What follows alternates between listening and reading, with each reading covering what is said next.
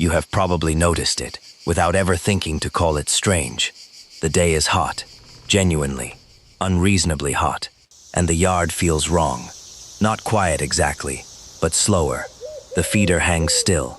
The bird bath sits empty and glaring in the sun. And then you catch it.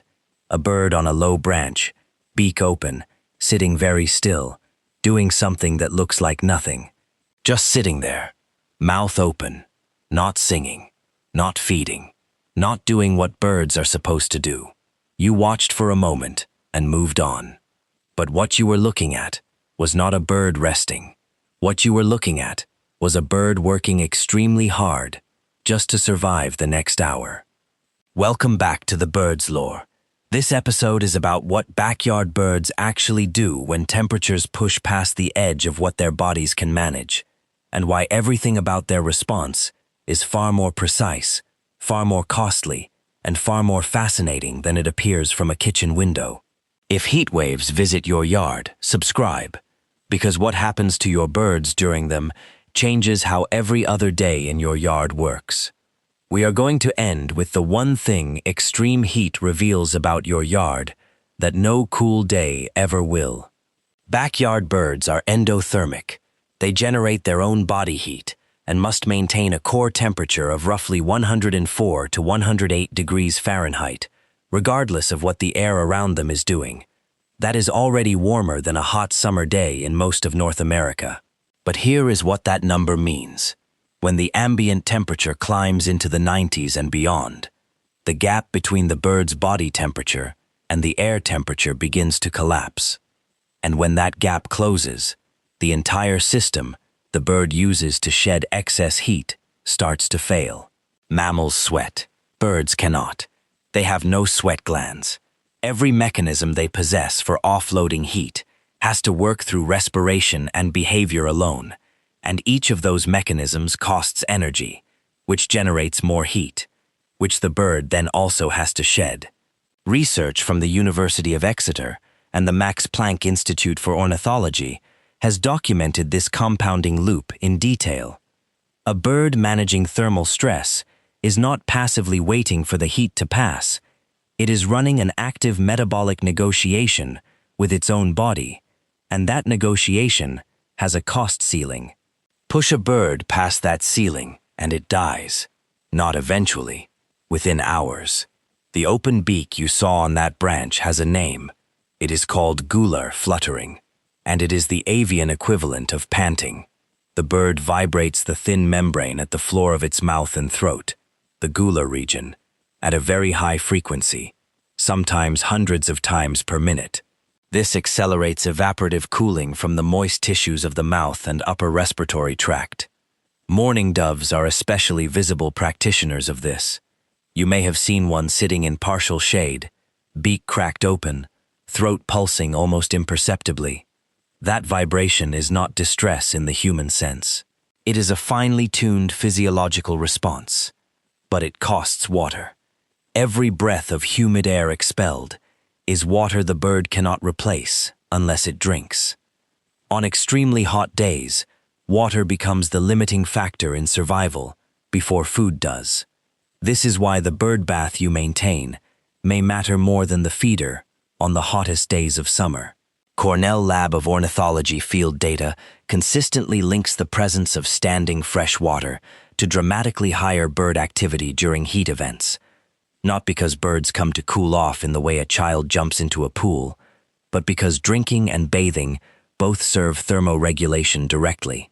When a bird wets its plumage, it creates a surface cooling layer. When it drinks, it replaces what Gular fluttering has depleted. A bird that cannot access water during peak heat begins rationing its own thermal management. It flutters less. Its core temperature begins to climb. Its decision-making degrades. Eventually, it cannot regulate at all. What a bird chooses to do before that crisis arrives is behaviorally intricate and largely invisible unless you know to look. The first adjustment most species make is temporal. They compress feeding into the cooler windows of the day, the hours around dawn and again in the late afternoon, and go nearly silent during peak midday heat. This is not the bird leaving your yard. This is the bird reading your yard's microclimate and responding to it with precision. The tufted titmouse, the black-capped chickadee, the American goldfinch, all of them reduce their exposure to direct radiation by selecting the shadiest interior branches during peak hours, often sitting motionless for long stretches. Motionlessness is not laziness. It is thermal economy. Every unnecessary movement generates heat.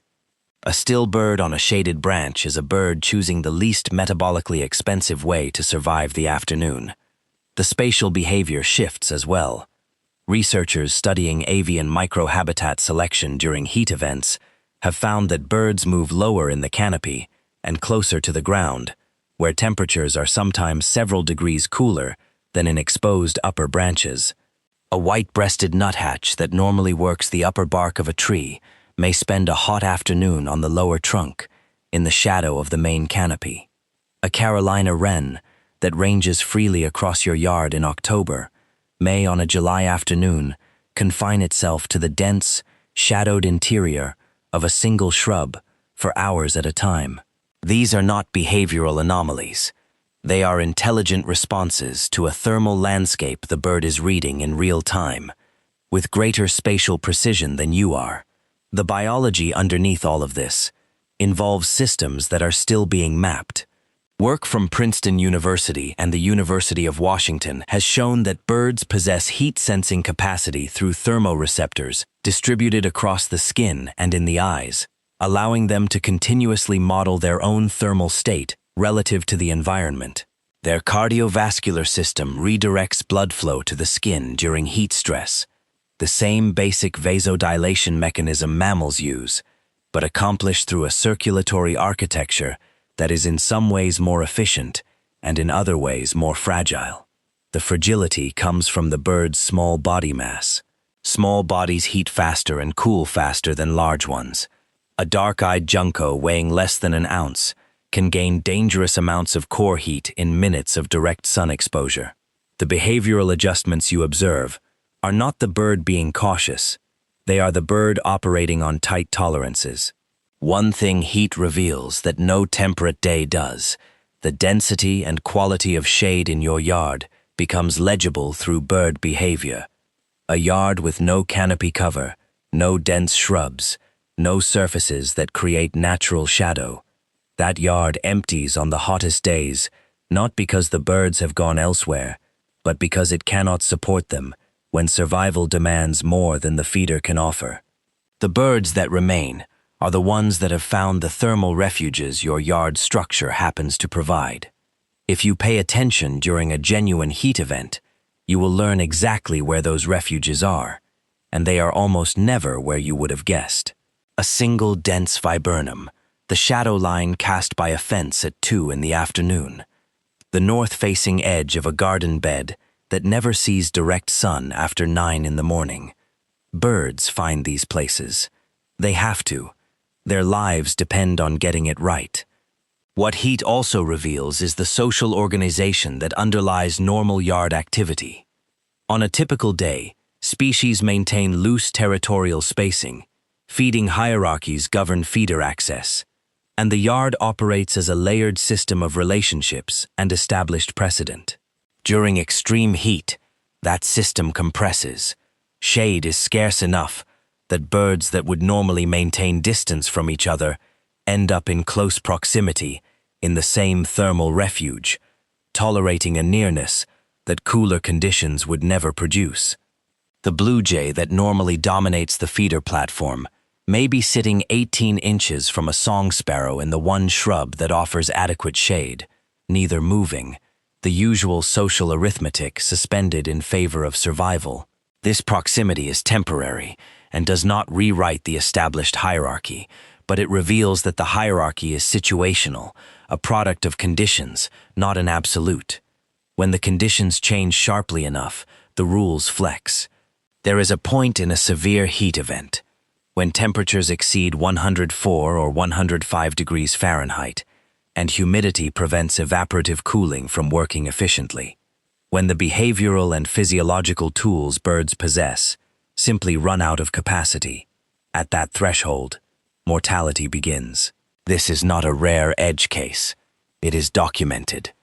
Mass mortality events involving hundreds or thousands of birds have been recorded during extended heat waves in Western North America and are becoming more frequent. The birds in your yard, on the worst days of summer, are not troubled in an abstract way. They are close to a line, and everything they are doing is an attempt to stay on the right side of it. Go back to that yard now. The same hot afternoon, the same stillness, the same bird on the low branch with its beak open. You know what the stillness is now. It is the yard reorganizing itself around a thermal reality. The feeder sits unvisited, not because the birds are gone, but because feeding generates heat, and the birds are not willing to pay that cost right now. The bird bath is the most important thing in the yard, and has been all morning. That morning dove with the open beak is not resting. It is working. Its gular membrane is fluttering at a frequency you cannot see, cycling humid air across tissue, spending water to stay cool, calculating how much longer it can hold this position before it needs to drink again. The Carolina wren has not left your yard.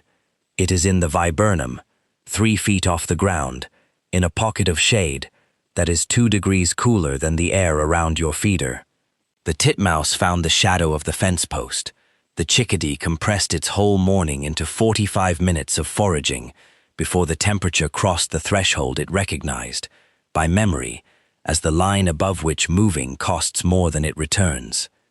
These birds know your yard better than you do. They know where the cool is. They know how long it lasts.